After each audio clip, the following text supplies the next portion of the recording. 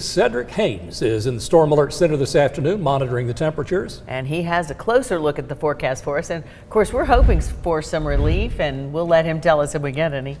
You know, that's right, guys. And we are seeing a little bit of relief. The extra cloud cover that we have out there today really helping to keep those temperatures below those extreme levels that we were dealing with just a couple of weeks ago. So that's one good thing coming from some of the clouds and some of the rain. You can see right now in Chattanooga, we're sitting at 89 degrees. Now, I believe the official high is 90 degrees so far today in Chattanooga. So we still hit the 90-degree mark, but look at that dew point of 73. So even though it's 89, you add in all that extra humidity we have out there, and yeah, it feels like it's 97 degrees. So still feeling hot, even though we have some cooler temperatures out there for us today and a light southwesterly breeze. It's 88 degrees currently in Dayton, 84 in Athens, 79. This is kind of rain-cooled air over in the Blue Ridge and Murphy, 87 degrees in Dalton and 82 degrees in Fort Payne. So as we switch over to the radar, yes, we've had some scattered downpours moving through. Again, nothing that's been severe, nothing that's been too intense, but there have been some decent downpours in parts of the area. Most of this activity now pushing to the east with this first wave of energy moving on through. You can see we've got a couple little downpours, one kind of raining itself out near Camp Ocoee here, lifting up towards the Benton area.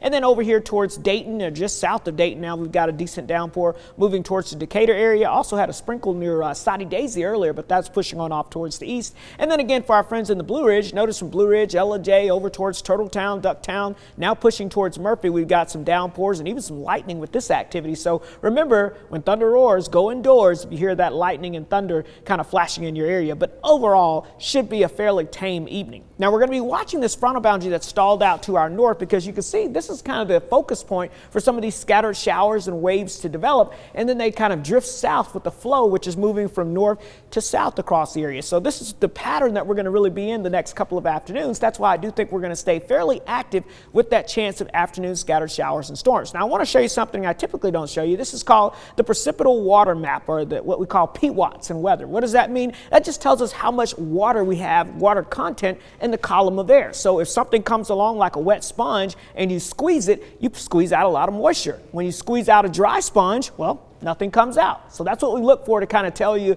about those rain chances. And notice here in the yellows and reds, as we go into the coming days, as this front gets a little closer to us, we're going to be able to squeeze out some of that deeper moisture. So what that means is if you see a heavy shower or downpour pop up over your area, it could drop some pretty good heavy rain across your region and could lead to some isolated flash flooding. Not something that's going to be widespread, but just something to keep an eye on.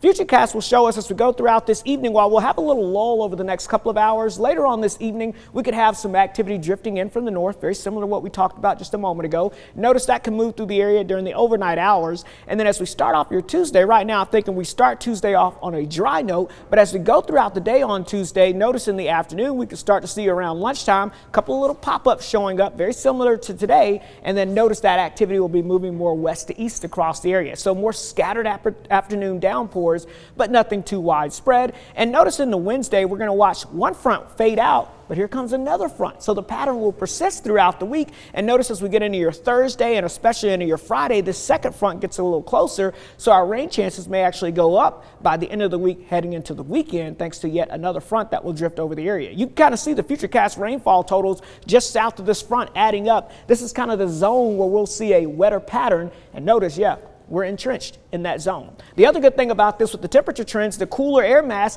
it's not going to be too cool, but it'll keep the extreme heat and humidity off to our west and southwest with that northwesterly flow. So overall, the dangerous heat and humidity will stay to our west, which will be something I'm sure everyone is excited to see. But the problem with that, it's going to stay very muggy. So even though it may be cooler, it's going to stay on the muggy side. Here's your Storm Alert 7-day forecast. Daily afternoon shower and storm chances. Highs around 90, but getting cooler for the weekend as we see maybe a slightly better chance of some of those showers and storms. Guys?